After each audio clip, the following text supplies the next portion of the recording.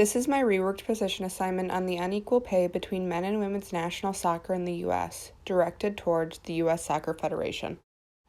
In 2019, the U.S. women's national team won their fourth World Cup since they were founded in 1985.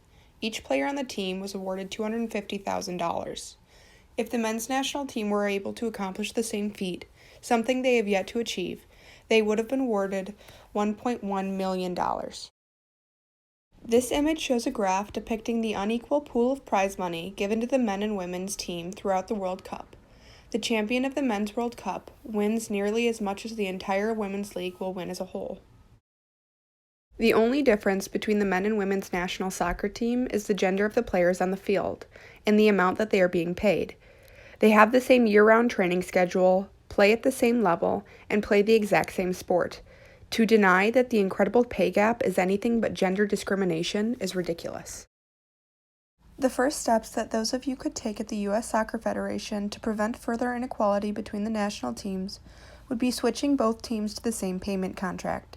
Currently, the women's team is paid by salary with benefits, and the men's team is paid by the game. If both teams had a perfect season, the women would only make 38% of what the men make. Although switching pay contracts would not solve the problem completely, it would lessen it. Pay differences would be based off the team's performance rather than the team's gender. It would also make the issue less complex. If the teams were given the same benefits or bonuses, it would be a step in the right direction. The women on the U.S. women's national team are an inspiration for women across the globe. They are potentially some of the most talented athletes to ever live.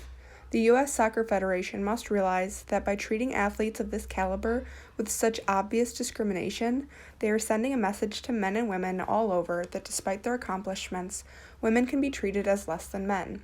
This, I would hope, is not the message that your federation hopes to spread.